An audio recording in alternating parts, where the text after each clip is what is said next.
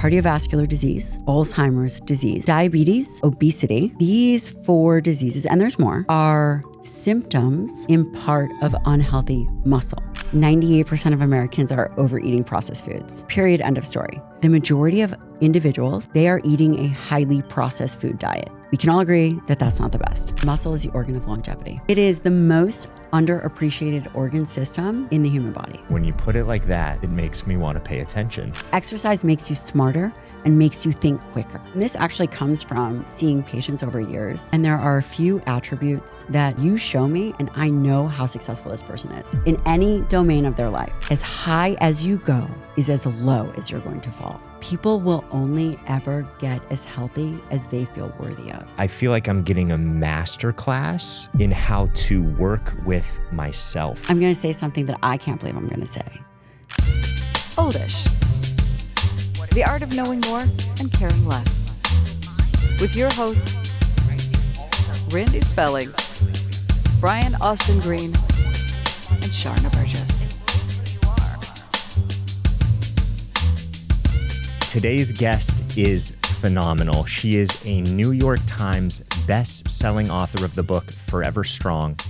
She is a board-certified family physician in practice in over 20 years, still working with patients, and she has a new book coming out called Forever Strong Playbook.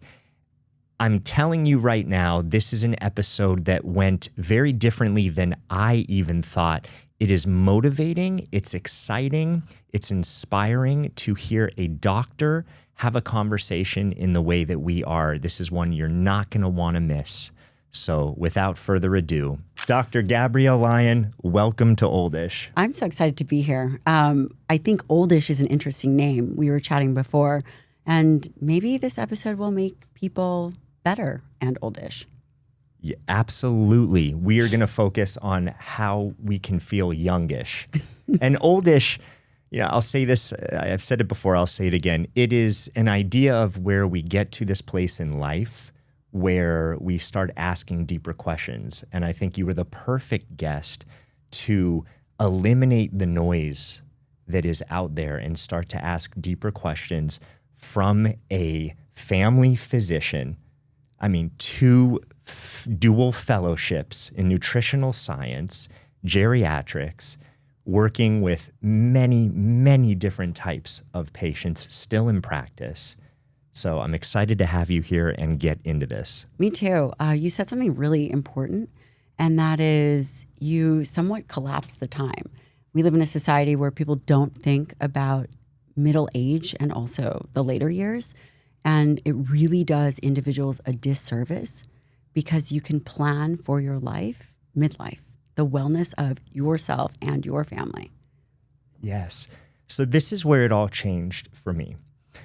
I have always worked out consistently, but I was at a place 2.5 years ago, and admittedly, I took a picture, and I looked at myself, and I just thought, this isn't my best. And it wasn't that I was like severely overweight or anything, but I looked and I thought, I'm not pushing myself. I'm doing 10, 15-minute workouts. I want more for my life. I want to feel better. So I went to a new doctor who specialized in men's health. And what he said was, what do you want to be doing when you're 70, 80 years old? And I said, I don't know. I just want to be healthy. And he said, well, think about it. Because if you think about it, we can reverse engineer it.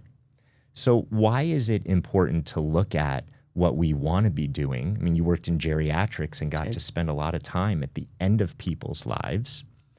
Why do we need to look at what we want to be doing later on and start asking those questions now? Well, first of all, aging doesn't happen by accident. Aging is inevitable, but we have to become very focused on what we want to be doing and how we want to live. When you're young, you can get away with anything. I don't know about you, but in high school, I had the French fry diet. I'm embarrassed to say this, but I didn't care and it didn't matter. I was still able to stay fit and not think about it. I had a ton of energy. I could sleep, 3 hours a night. I don't know if you did that in high school, but I did. Yeah. And it had minimal to no effect. something happens roughly the age of 35. And that's not a magic number. It's earlier for some people and later for others, where things begin to change. And if we do not exercise agency, then the way in which we age is very predictable and common, which means people have this, quote, midlife crisis. It doesn't have to be a crisis. Midlife is another opportunity to be wise, take action, and really become discerning on the next right thought and right action to be able to live well.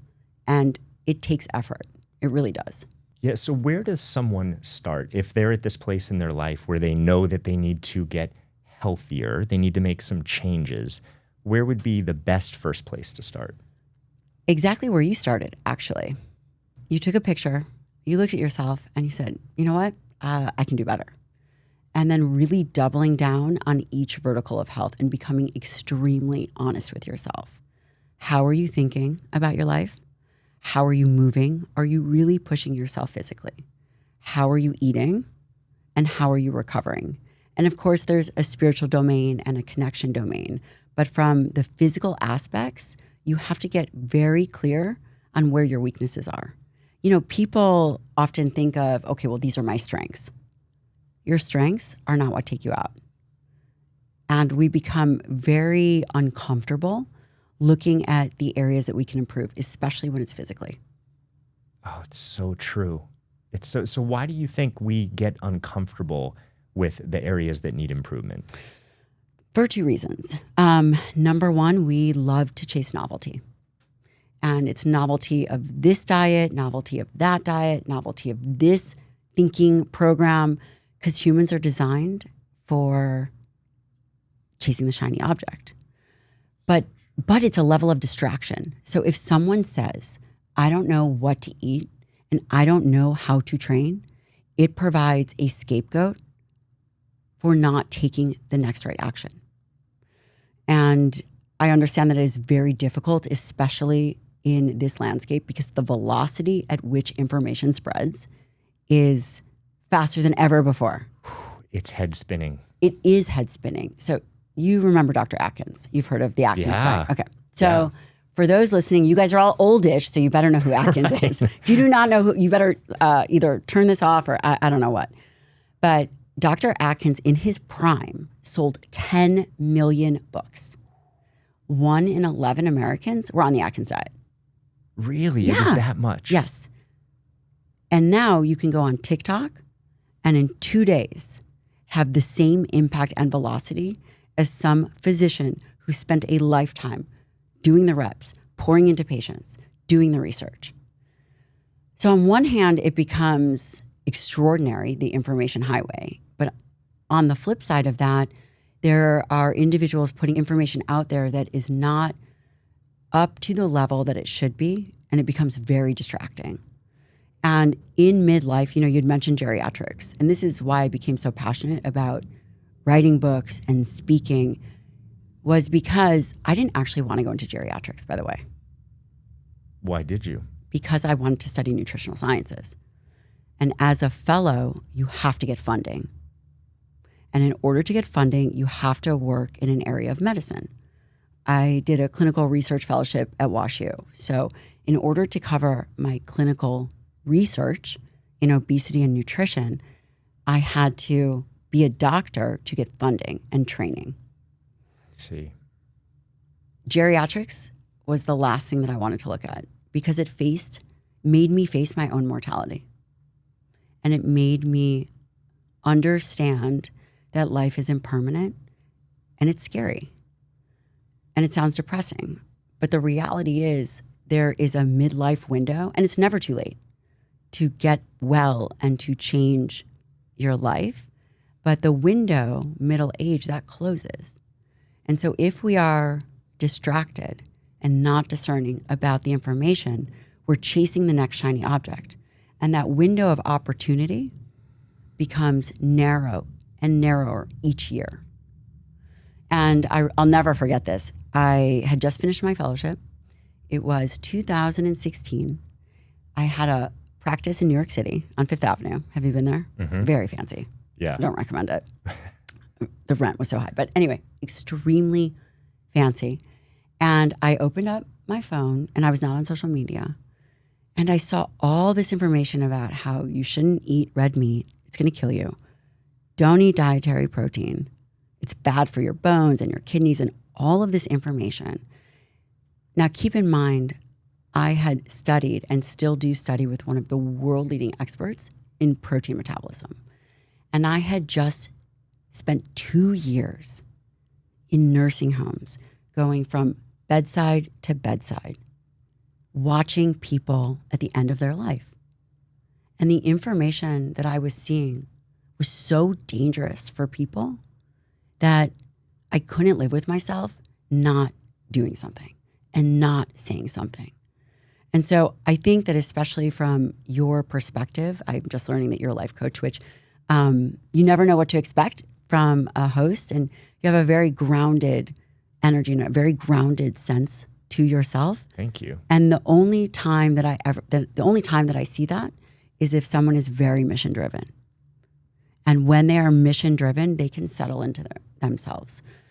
And so I'm excited that you are interested and open to talking about that. And I am betting that you do this because you've already had a very public life, that you do this to be able to impact others because you understand the necessity of it. 100%. And something that you have shared about working in geriatrics really touched me, because something that I always say and really truly believe, other cultures do it. I think we need to spend more time closer to death. We do. And I know that sounds crazy. No, we People are do. like, what do you mean? We But do. like you said, it's depressing. It's hard to look at.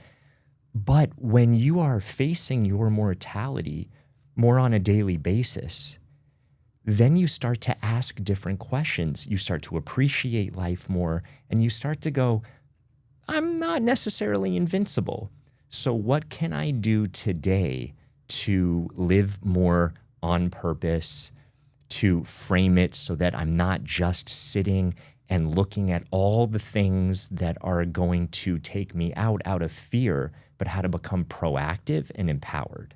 Well, the first thing is life is full of impermanence. And one of the biggest things that I see that take people off track are these ebbs and flows of emotion. We all know January 1st comes around and we're chasing novelty, and they'll be in the gym, which is great, chasing the next diet, the next trend. So let's talk about some of these diets while we're on it. Great. You mentioned Atkins. Atkins was high fat, low carb. That's right. Right? Now there is vegan, whole food, plant-based, carnivore. There is paleo, Whole30, where it's so head spinning to know where to wind up. What is your sort of average diet that everyone is eating? What would you say that is? And what would you say would be better for people to move towards? Well, anything is better than what we're doing now.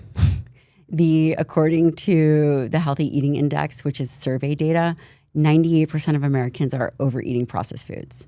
Period. End of story. We eat double the carbohydrates that we need, and our protein intake has been relatively steady. It's about 80 grams per day. And our fat consumption, our saturated fat is at 11%. So when we think about it, the majority of individuals, and probably not so the ones listening to your show, because I think they're very interested in their health and wellness, they are eating a highly processed food diet. We can all agree that that's not the best. Sure.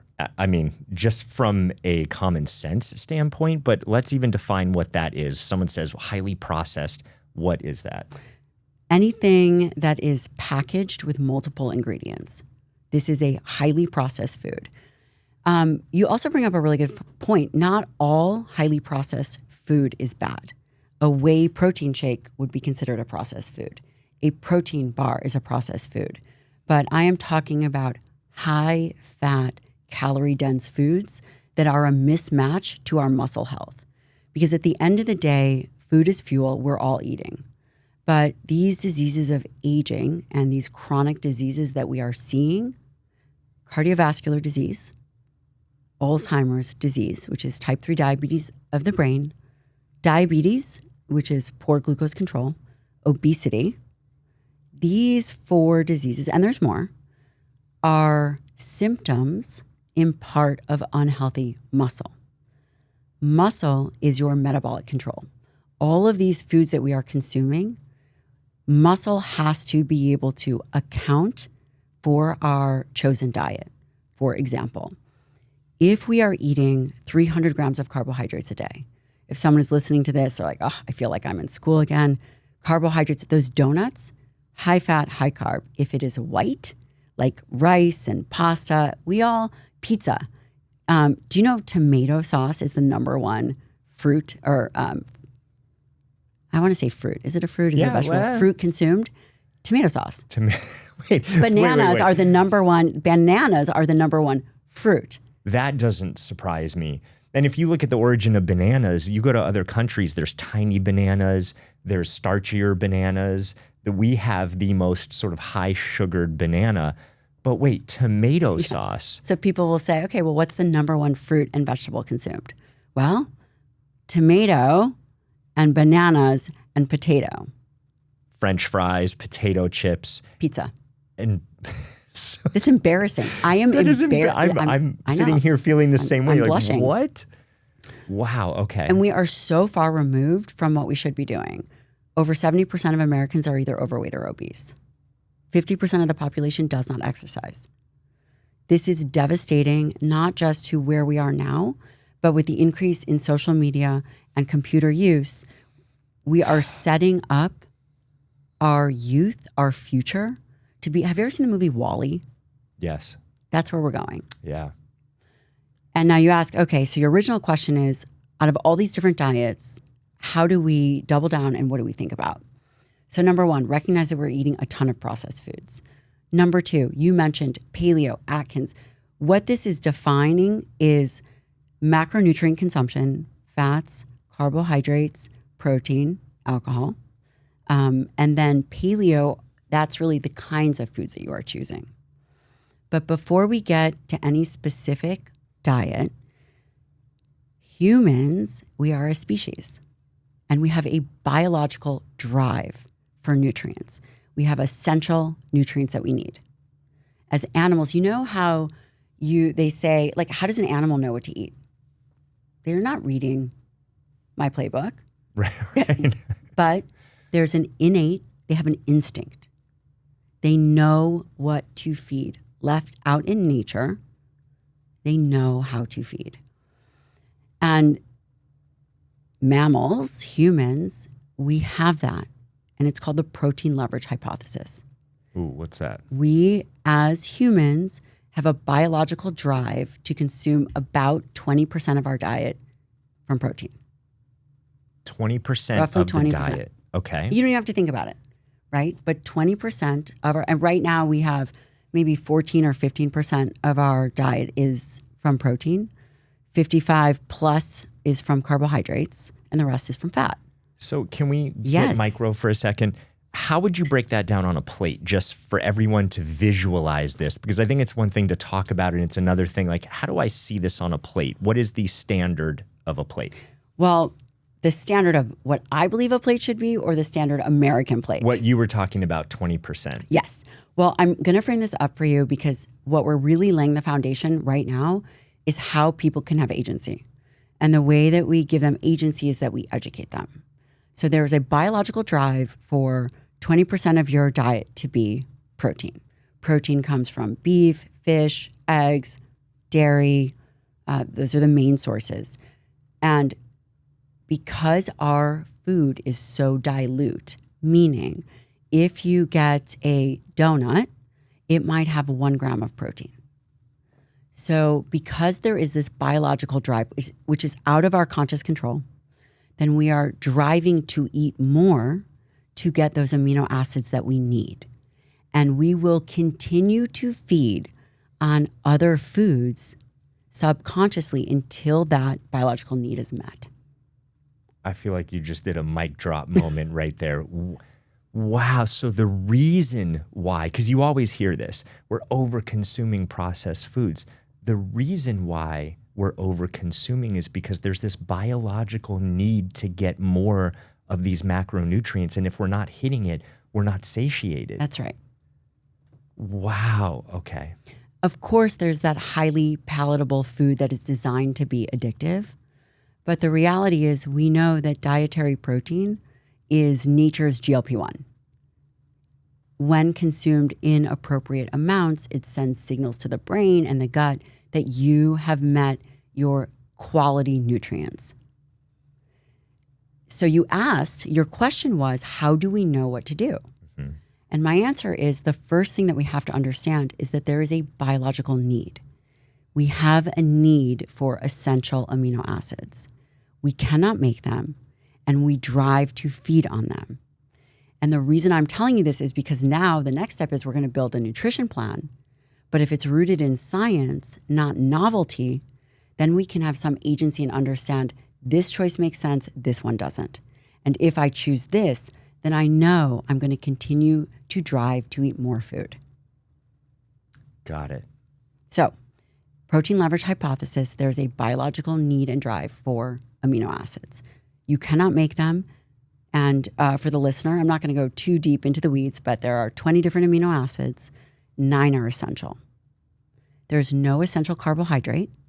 Again, all these different diets, your body can generate all the carbohydrates it needs. There's no essential carbohydrate. That's right. So when someone says a sandwich, pasta, pizza, you don't need it, my friend. You don't need it. Mm-mm. And what if people say, but what about fiber? Yeah, fiber is important. Can't make that, but it's not a need. Most of us do not consume enough fruits and vegetables, but just be aware that when you are doing your Peloton or you're doing your training session, and then afterwards you're like, oh God, I need a smoothie. I need to refill my glycogen. No, honey, you don't. We don't. We just don't. You're having carbicide in a bottle. And we're going to talk about how we design a diet. Dietary protein, the recommendation that I recommend and that is evidence-based is 0.7 grams per pound. And for you guys listening out there, protein is the most essential macronutrient. We need more of it as we age.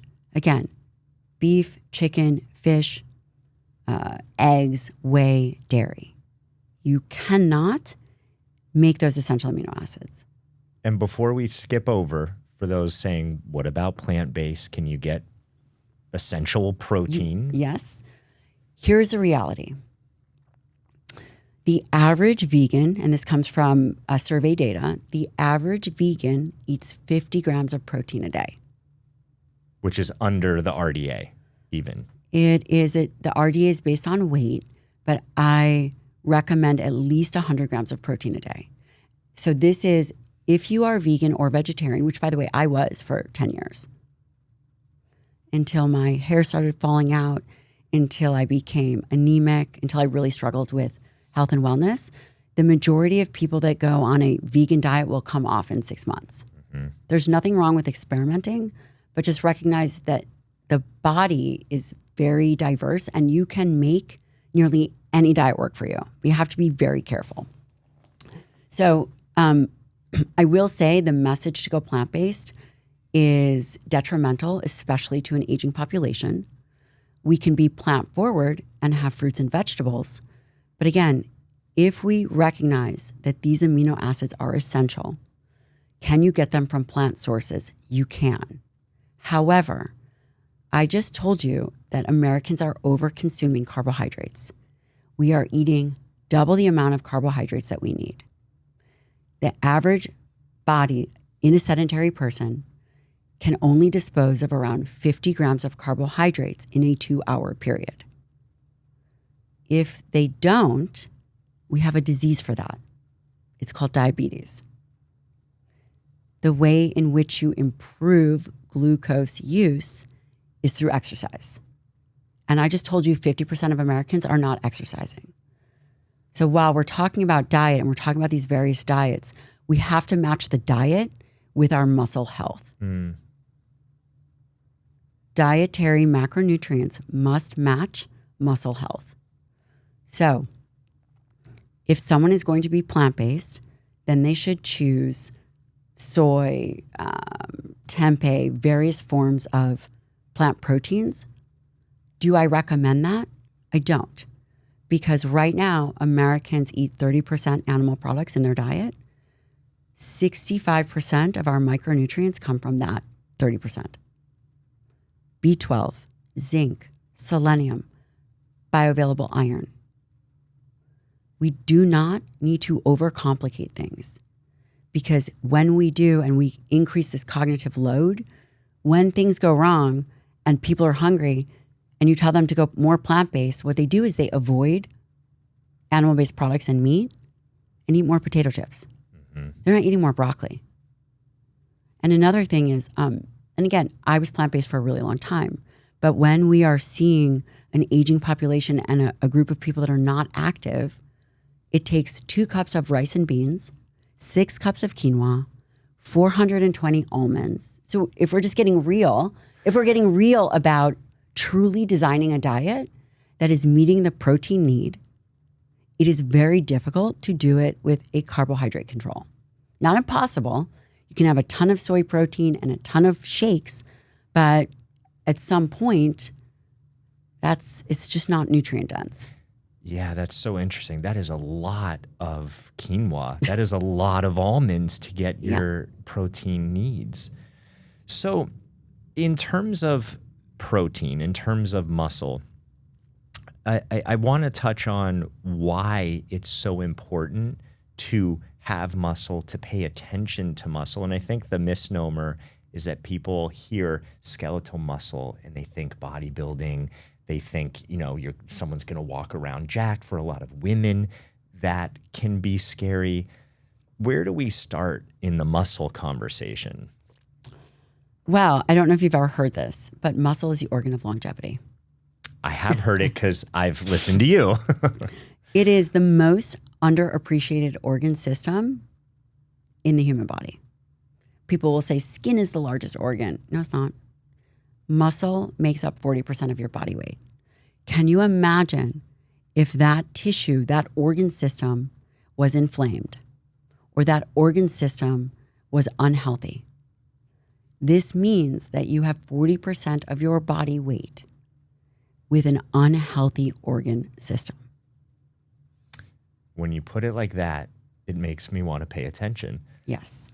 So when you say inflamed, when you say unhealthy, what is inflamed or unhealthy muscle? I think about it in a handful of lanes. Unhealthy muscle is sedentary. You will see, if people like to look on PubMed, healthy sedentary individuals, there's no such thing. If you are sedentary, your muscle is unhealthy. You do not have to be overweight, and you will not feel it as your muscle becomes more insulin resistant. Insulin is a hormone released from the pancreas to move glucose out of the bloodstream, so carbohydrates out of the bloodstream into cells. You do not want to rely on insulin over time. It's a fail-safe trap. It's not something that we should be using every day. We should be able to design a diet where we are not requiring these robust releases of insulin. Insulin resistance, we've all heard about it. It is at the root of diabetes, cardiovascular disease, all of these diseases. So healthy skeletal muscle is the primary site for glucose disposal. And when you are in motion and moving, glucose doesn't require insulin to get out of the bloodstream. So essentially, you are using this organ system that you have voluntary control over to manage your metabolic health. Here's the thing with muscle. We understand that it is important for strength, mobility, and power. That's the obvious. Yeah. Okay. That is only one small part of what muscle is for. It is also, as it makes up 40% of our body weight, the primary site for mitochondria, the powerhouses of our cell. You want more energy? You want to be able to utilize foods and energy and all processes in the body to generate energy? It comes from healthy mitochondria. Mitochondria is housed in your skeletal muscle. also muscle as the primary site for fuel distribution and utilization. So think about it like this. I'm a really heavy packer. Are you a heavy packer? Probably not. Packer like as in suitcases. Yeah. I'm going somewhere. Oddly enough, yes. Okay. But okay, go on. So for the viewer or the listener, think about your muscle like a suitcase. You open up, I have a really cute carry-on. It's silver. I open it up. I'm going on a trip for 4 days. But instead of packing for 4 days, I pack for 14. I'm jumping on my suitcase to try to get everything in. It's not possible. I have 15 pairs of shoes. I have 10 outfits. There's nowhere it can go. Muscle, if you take that clothing and shoe analogy, that is carbohydrates and fuel. We are overeating carbohydrates and calories.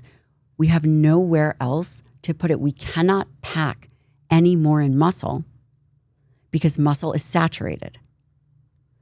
Therefore, fatty acids, glucose, branched chain amino acids stay in the bloodstream. And so from a large perspective, if we take a step back, we recognize that muscle is where our metabolic power comes from and how we can negotiate avoiding diseases. Makes sense, right? So muscle and having healthier muscle can avoid diseases. Yes. Because think about it. These diseases that we are chasing, we believe that they are diseases of obesity, right? Obesity is the problem. Cardiovascular disease is the problem. But where are all those metabolic roots from? Muscle. Because muscle is the primary site for fatty acid oxidation. So at rest, when you and I are sitting here, our muscle is burning fat, primarily fatty acids. If we overconsume carbohydrates, we distort our metabolism and we force it to burn glucose. And eventually, there's no room, because we haven't moved, to put any of that glucose. Then we start to gain body fat. Then we start to have elevated triglycerides, elevated insulin, elevated glucose. So these diseases of aging that we are chasing begin in skeletal muscle first. And so when we think about nutrition, we have to modify the amount of carbohydrates that we are eating. We have to eat dietary protein. You can't make it.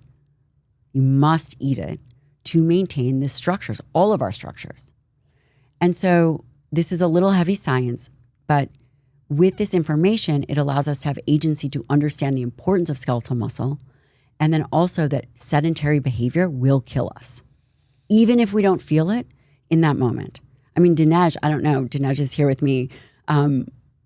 If I'm not working out, I bring bands with me because I've got 3 interviews today. Yeah. You better believe that I'm doing push-ups in between, which sounds ridiculous, but it only sounds ridiculous because we are sedentary and domesticated. Okay, so I want your take on this because for years, I've looked at certain studies in terms of anxiety. I know there's a big claim, but in terms of SSRIs and all these things that are out there, time and time again, I have seen that exercise is either as effective, if not more, than those. Now, I'm not saying not to take those. I'm just saying it seems very effective. Through the years, I have told people, high performers, in between meetings, go and do push-ups, go do squats, go do something where you're pressing against something, where you're expounding energy to depress the nervous system. Totally. And each and every time people report back how helpful it is. What would you say just in terms of the mental effects of resistance training, of having more healthier muscle where you're less sedentary? What are the mental effects? Okay, well, this is a really important point. First of all, I like what you said, SSRIs, if people need them. I don't really talk about this, but I trained in psychiatry for 2 years. And these are very real things. But with the utilization of exercise, it can augment it, and sometimes it can be more effective. And here is why. When we contract skeletal muscle as an organ system, it releases myokines based on the intensity and duration of our training. So if you are, and by the way, all of which to say we have voluntary control over, we have the ability to take immediate action. When you're in between meetings, they are doing push-ups, which I do all the time. They're utilizing glucose. They're cleaning out their muscle from glycogen. And as they are contracting this muscle, they are releasing molecules into the bloodstream that go and affect the brain and produce more BDNF, brain-derived neurotrophic factor, which helps with neurogenesis and changes the landscape of the brain. Okay, so in layman's terms, if someone is like BDNF, that sounds sexual. Like, what does it mean? Exercise makes you smarter and makes you think quicker. There we go. Wow. Yes. And we were designed to do it. Here's the thing. We were designed to do hard things. Comfort that we are seeing that we have is slowly killing us, both mentally and physically. Truly, I mean this. And when we do hard things, when we put ourselves in a position of friction, we become better. And we don't just become better unilaterally, meaning they're not just getting stronger at push-ups. They're getting quicker at thinking. They're getting more metabolically healthy. They are getting better at aging. It's pretty powerful. It is pretty powerful. So are you saying that if someone goes and works out and they get to that point where they go, it's hard, I can't do this, or my muscles are burning, or I want to give up, but they push past that, they reach that friction point and they move past, you're saying that that helps all processes of the body from mental to physical as well? Yes. And in fact, so I wrote this playbook. We were talking before we started recording. And I said, this is it right here. The Forever Strong playbook. It's actually kind of a fake playbook right now because inside it's not the playbook. Yeah, but it's funny that I'm really excited about myself. this. I just outed myself. But here's the reality. I wrote the book that I wanted. And I've been seeing patients for almost 20 years. So when I finished medical school, I started seeing patients right away in nutritional sciences because I'd already trained 4 years in nutritional sciences, done a whole bunch of other things. And if you go to anyone's house, you'll see 15 diet books on there because we chase novelty. Mm-hmm. And I always thought to myself, okay, and you probably see this in your own practice. What is the disconnect between being curious, having information, and taking action? Like, why? It's great to think about something, but it's a whole other aspect to actually do it. Yes. And so this playbook addresses the mental framework. And one of those tools is providing friction. There's emotional friction, there's physical friction, there's environmental friction, all of which make us stronger in each and every domain. So, I mean, think about it. Can you imagine putting yourself in a position where you have to commit to calling someone that you really don't want to and staying on the phone for 20 minutes? How annoying would that be? Oh, yeah. Yeah. I can already feel the listener going, I don't want to put myself through friction. Right. But we all know, everybody knows this, whether they're acknowledging it or not, that friction is required to grow. There's no other way. The only way to get stronger is to practice strength. And again, strength is multidimensional. You leverage the physical body to move the mental body. And there's a bi-directional relationship between physical strength and mental strength. And sometimes you cannot get to that mental strength. You must use the body as a tool. And I'm going to give you an example based on your clients. We often get caught in repetitive thoughts. The brain is an organ and it's really good at thinking, and not all of those thoughts are relevant. No one can relate to that, right? Overthinking, repetitive thoughts. But also the brain is doing exactly what the brain is designed to do, pumping out thoughts. So as we get very locked into this thought, you use your body to get out of it. And there's a whole host of tools like breathing and sighing. Those work, but I need something more intense than that, me personally. Yeah. Try to hold on to that negative thought when you are jumping into a cold plunge. Have you done a cold plunge? I have. Tell me that is not impossible. It's impossible to think of anything else other than you think your body parts are falling off. It's survivalistic. Right. It's like people who are so stressed, go camping for 2 days, even though I know that's not everyone's jam. The only thing that but the only thing that you think about is I need to eat, I need shelter, it goes right back to basics. cold plunge, you don't have time to think about the worries. So you are leveraging your physicality to move your mentality. Yes. This can also be done at any gym at any time. Do a max out effort sprint on an Airdyne, on a bike, anything. Go out for 20 seconds. I guarantee you when you are done, you do not have the luxury of thinking about whatever you were thinking about. You're like, I can't even remember. It's so true. And it is so quick and so swift that we have to understand that our human weaknesses are totally predictable. Say that again. Our human weaknesses are totally predictable. We are predictable. You know that when you travel, you are not going to follow your nutrition plan or your training plan. Yet we are shocked when we go and we travel and then we don't do it. You know that it's coming. You must plan for it and you must practice it in your mind and prepare. So if you do that, then you are not surprised by what happens next. I'll give you an example. So if someone is listening to this and they're like, I'm in my 40s, I don't want to be oldish, or if I'm going to be oldish, I want to be oldish better. Mm-hmm. Every Friday night comes around and let's say they've got kids and there's ice cream in the freezer or there's wine in the, I don't know where wine is stored, in the wine cellar or the cupboard or I don't know. And every Friday night they go, you know what? I am not going to have that wine and that ice cream. Every Friday night, I deserve it. Saturday, well, it doesn't matter. I went off my plan.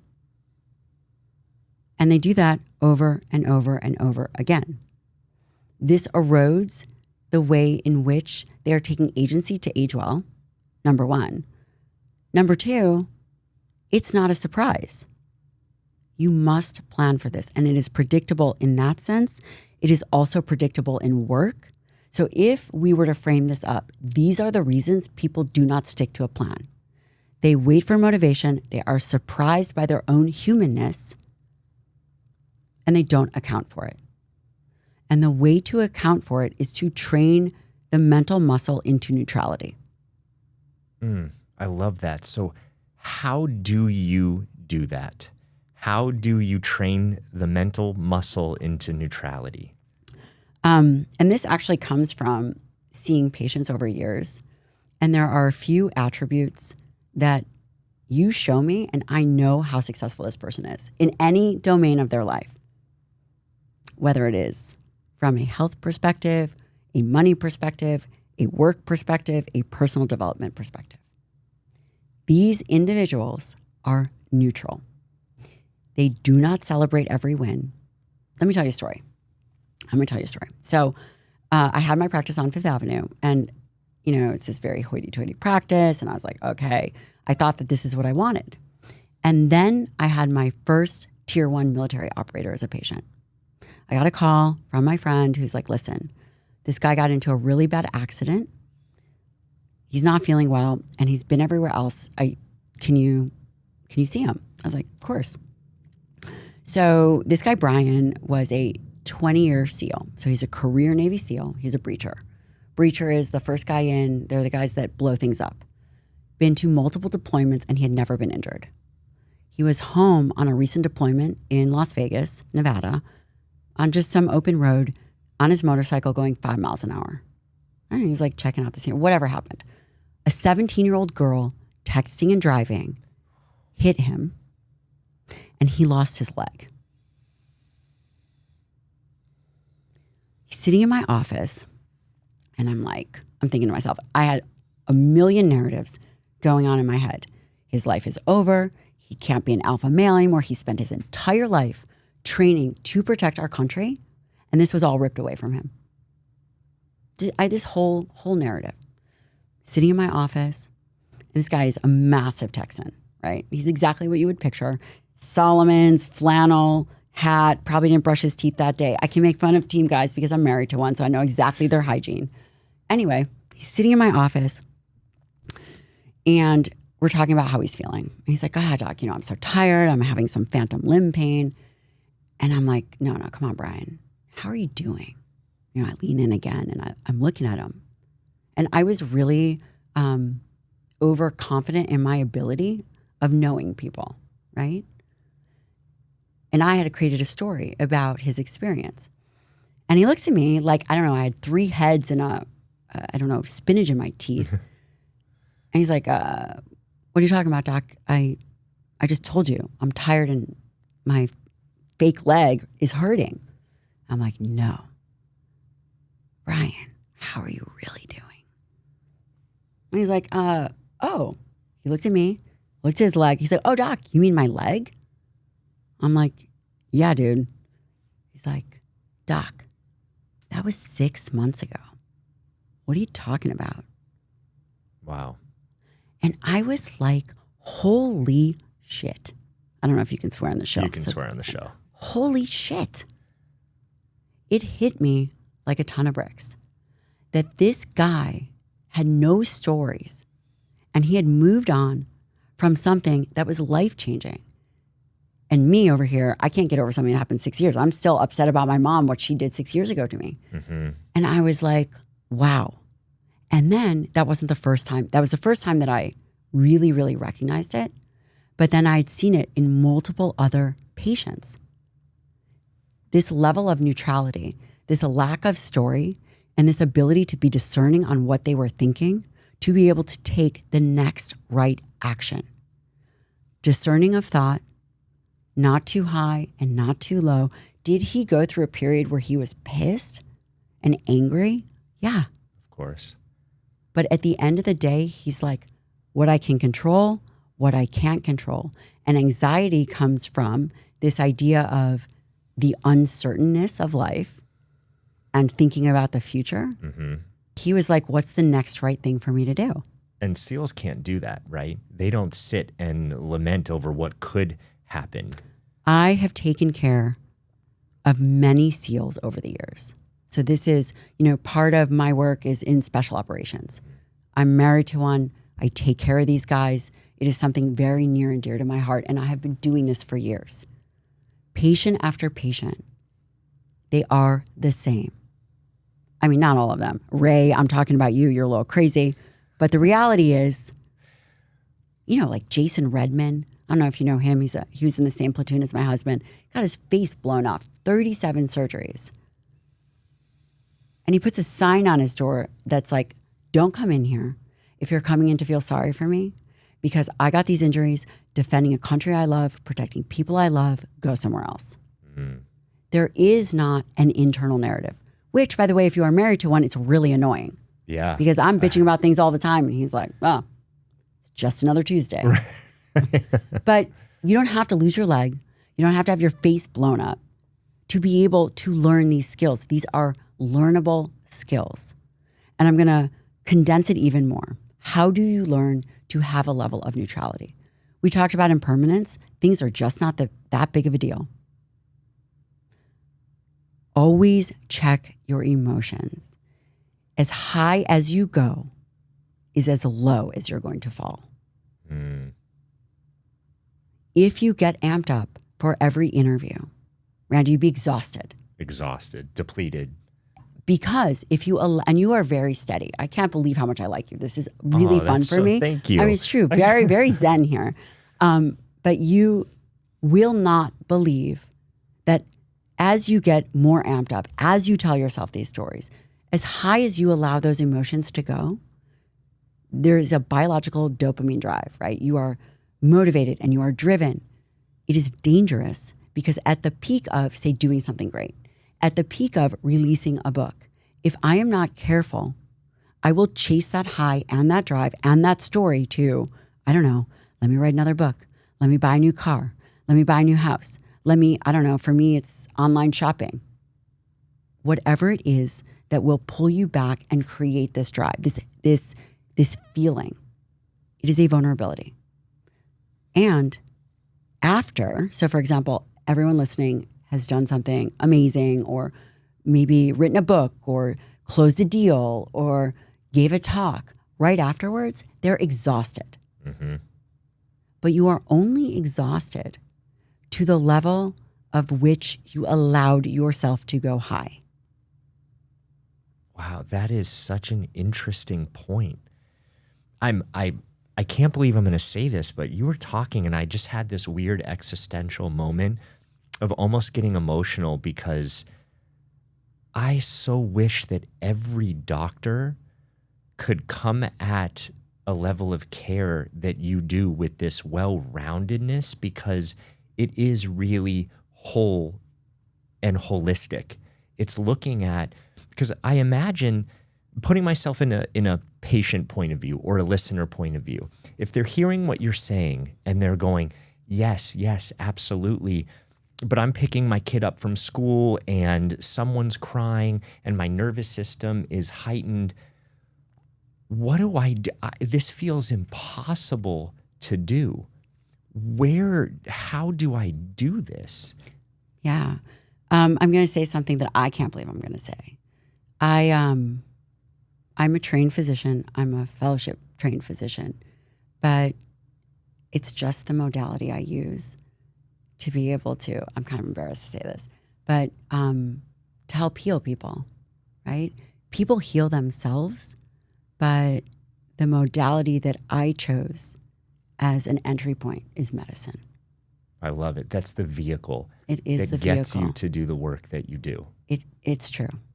And all that to say is I just wanted to share, because I think that I probably regret that I even said that, but it's important because medicine is a modality, and it's important to be able to diagnose disease, and it's important to be able to teach people to eat well, to live well. But at the end of the day, what it's really about is I believe that we have the ability to create stronger, more resilient humans. And I'm really frightened and concerned about what I see. And alone, I'm not going to be able to change it. I'm not. But collectively, if we embody a certain ethos of doing things, and we lead by example, and we recognize that these hard things are a privilege, and that they sharpen us, that they don't weaken us, and then collectively, we can create a cultural shift. And so as someone is sitting there going, oh my gosh, this is so overwhelming, it's just one more rep. It's just one more rep. You just have to go one more block. It's not going to last forever. It's just the next rep in front of you. You know, I came here, right? And I have, again, 2 little kids, which, by the way, I don't have full-time help. And people think that that's interesting because I run 4 businesses and I'm a practicing physician. I either pick up my kids or I take them to school. I either get the mornings or the afternoons. And I always get the evenings. And when I think about how am I going to do all that, right? If I looked at my week right now, in 3 days, I'm doing 9 podcasts. I'm taking a nighttime flight home so I can go to chapel with my kids in the morning, because I try never to miss chapel on Thursday morning. After that, I'm taking my kids, we're going to Austin, and I'm doing 2 podcasts. And then I'm keynoting at an event. It's going to be Andrew Huberman, Peter Attia, and Rhonda Patrick. So Andrew and Rhonda are doing one day, Peter and I are doing the next. I'm keynoting, and then I'm doing 2 more interviews. And then the next day, I'm going to a baby shower for one of my patients. And then I'm keynoting again. And then I'm doing a podcast. And then I'm going to drive back up. And then I'm going to go to Tampa to go to a meeting. And then I'll fly back. If I think about that, I am like, holy fucking shit. Right. So instead of doing that, here's what I can do. I can't think about that. What's the next thing right in front of me? Mm-hmm. I need to show up for Oldish. I need to have done my homework to be able to provide value to you and your listeners so that they can listen to this and they can take some small piece of this, internalize it, and transform even just a little. And then I'm going to go do push-ups. And then I'm going to go to the next thing. And I'm going to sit down and prep for it. So it's just 1 rep at a time. And it doesn't last forever. And it doesn't last for anyone forever. And you can practice. So by modifying my experience in the moment, you can stay steady. You don't celebrate every win. You celebrate, if you were to think about tactical things you can do, you celebrate every 5th win. And I don't care where it lands. You get to celebrate every 5th win. And you only get to celebrate for 15 minutes. And people are like, God, Gabrielle, that sounds so negative. It's not. If your desire is to show up and be the best version of yourself, that requires consistent movement forward. If you are chasing the highs and the lows, you will fall off track. I've seen it 100,000 times. When you get high and then you get low, you go, I don't feel like doing the workout, the nutrition plan. I'm just going to lay in bed and watch Netflix and chill. Every single time I have had a patient, and again, I have an active medical practice. And by the way, it's called Strong Medical. How's that for a name? Love it. I love it too. I'd like to say I thought of it, which by the way, I did. And I wanted to also call my podcast Strong Medicine, but apparently that's the idea of strong. Anyway.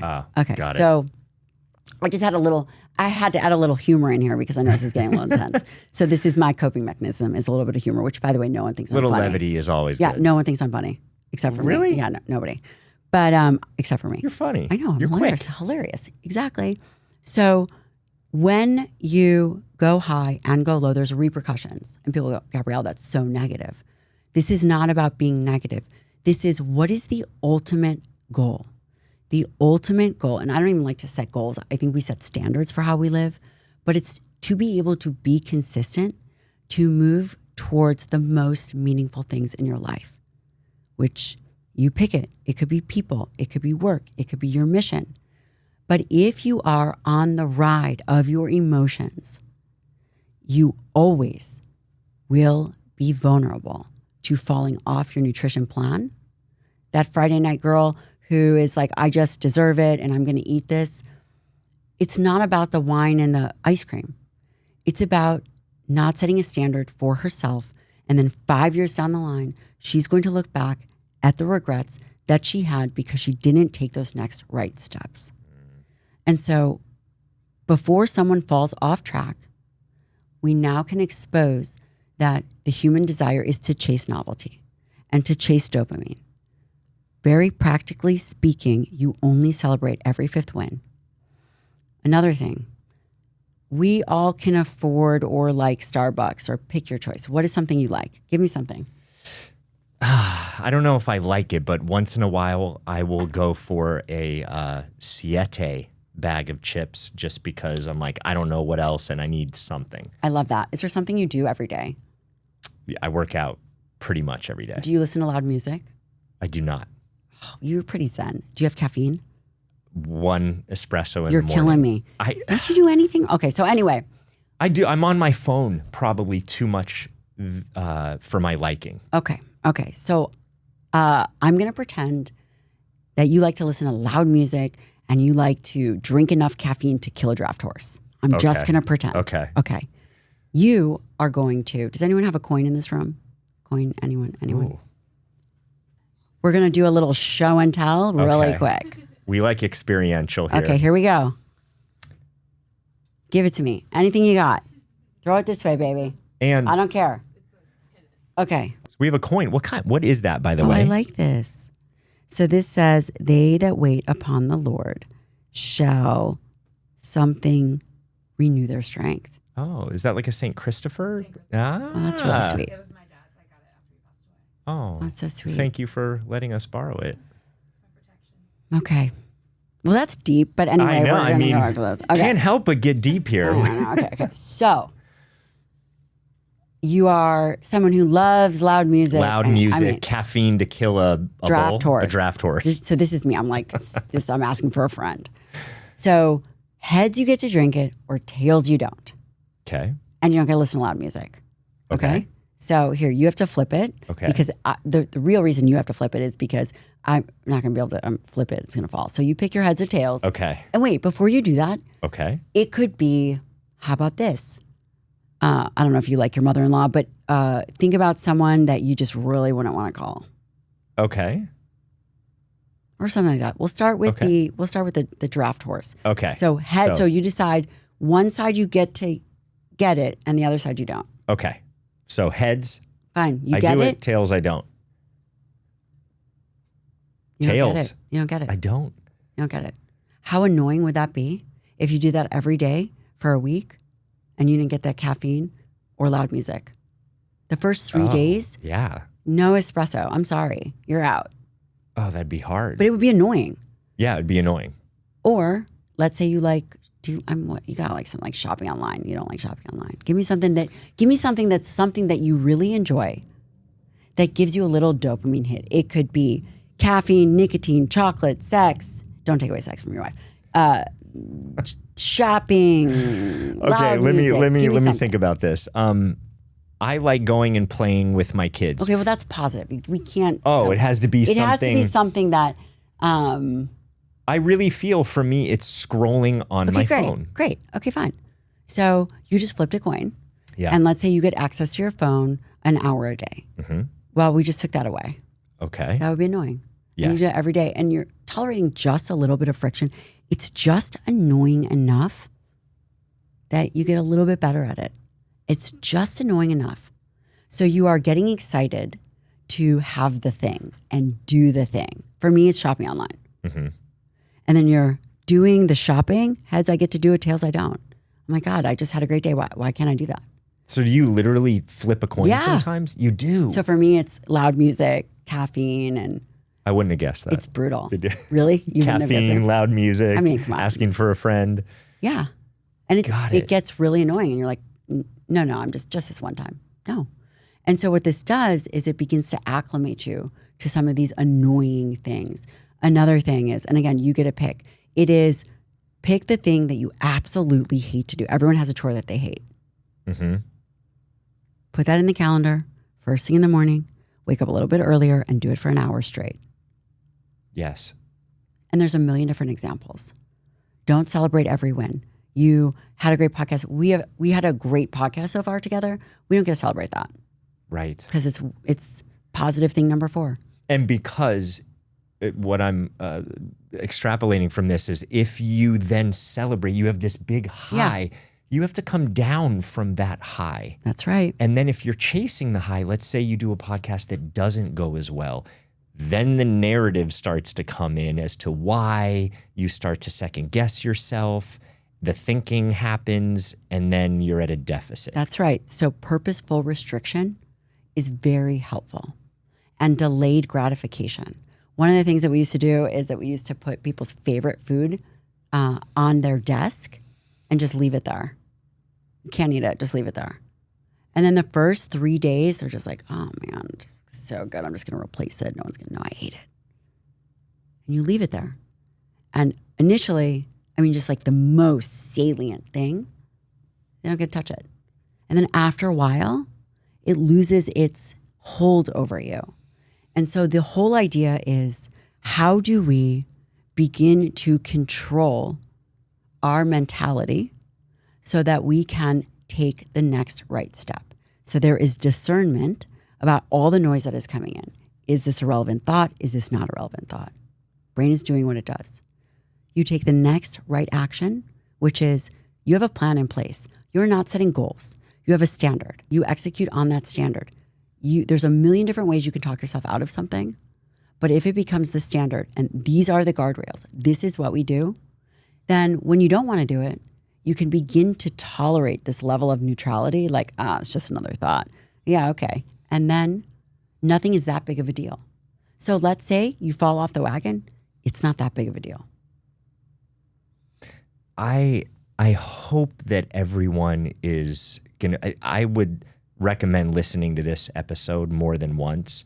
And I rarely say that because I feel like I'm getting a master class in how to work with myself and my thoughts, which I imagine is one of the biggest barriers to eating the way that people want to eat, exercising in the amount that they need to. One question I want to ask you is, how much does self-worth enter into the picture in terms of eating, exercising, following goals that you have? What a great question. And I don't know if I covered this in this book, but people will only ever get as healthy as they feel worthy of. Oh, say that again and explain it. People will only ever get as healthy as they feel worthy of. And I'm going to give you an example. So in our medical practice, we have a nutritionist. We have a few nutritionists Kayla is extraordinary. So Kayla Martin, if you guys are listening and looking for a nutritionist, she is extraordinary. And before Kayla, I used to do all the nutrition. And now we do it collaboratively. People would come into our practice and they would lose 20 pounds. This was before GLP-1. This was before any of these other things. They would be 30 pounds overweight. They'd lose 20.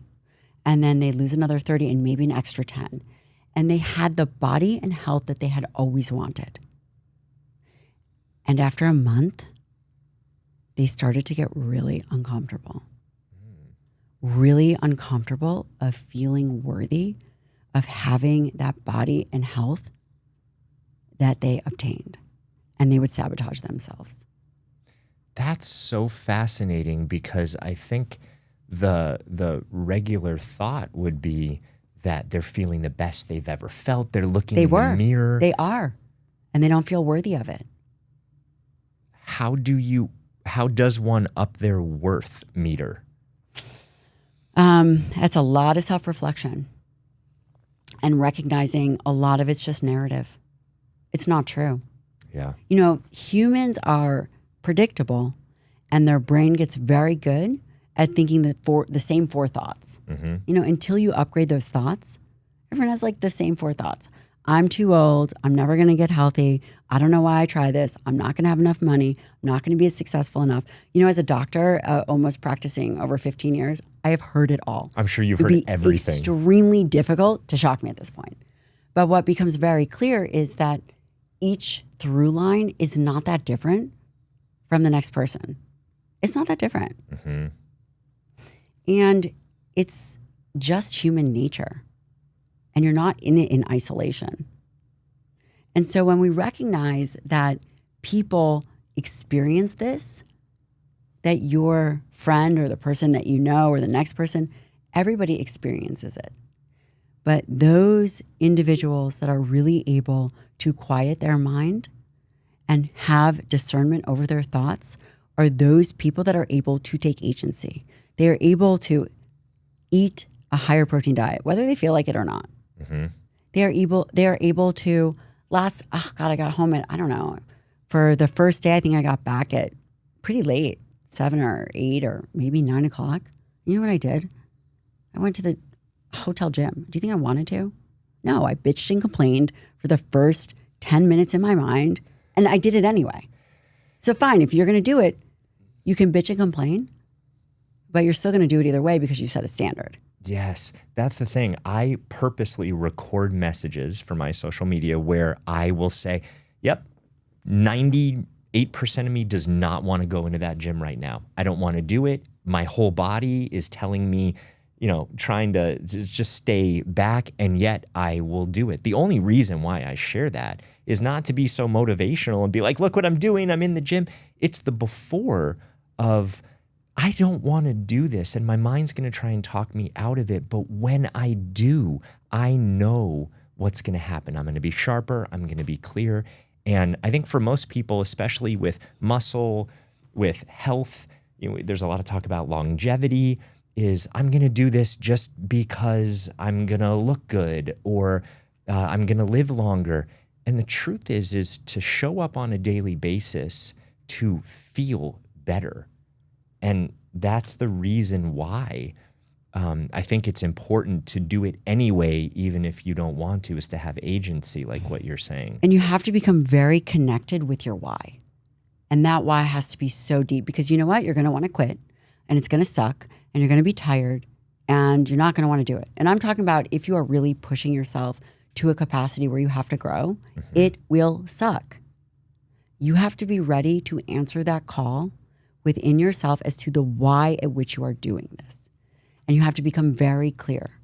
So I put that in the playbook. People have to get very clear as to why they're offering up certain sacrifices because it's coming. Do not be surprised. Right. It's going to happen. But be very clear for when those things happen. The answer to that is action. But the only way you can dig deep and get that action is if your why is undeniable. And it's different for everybody. But it must be undeniable. And you must be deeply committed. we all need to find that why. Tell us about the Forever Strong playbook. I know your first book, Forever Strong, New York Times bestseller, incredible book. What's in Forever Strong playbook? I wrote the book that I wanted, and this is how to think, and it talks about all these mindset tools, and I put tools in there that I've never seen before because I really brought them forth from patience and practice, environmental friction, emotional friction, physical friction, all of the things that we have done within this practice for years that work. I don't need you to think about it. There's not some long scientific explanation. It's a playbook. You pick it up, it tells you exactly how to think, how to move, how to eat, how to recover. Has a bunch of killer recipes in there, like really killer, low carb bread pudding, by the way. Spaghetti squash, egg and a hole, which those are my two favorites. Swear. But it is the book, and it's beautifully done. So there's pictures and graphs. It's the book I wanted. I can't wait. I think it's so powerful to have a playbook where someone can just pick it up and follow and know that there is not only good advice, but it's what you've seen with your patients. It's practical. I love something I read. It's practical and it's tactical. I did say, I was like, that should be a t-shirt for the book, but it's so important. When does the book come out? January 27th. Great. So we will put that in the show notes for everyone. We'll put links to your social media, to your website. Thank you so much for being here. I will tell you this.